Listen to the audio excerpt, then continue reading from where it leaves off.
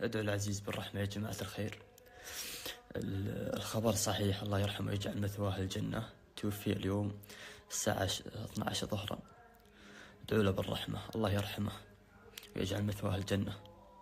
إنك ميت وإنهم ميتون ثم إنكم يوم القيامة عند ربكم تختصمون.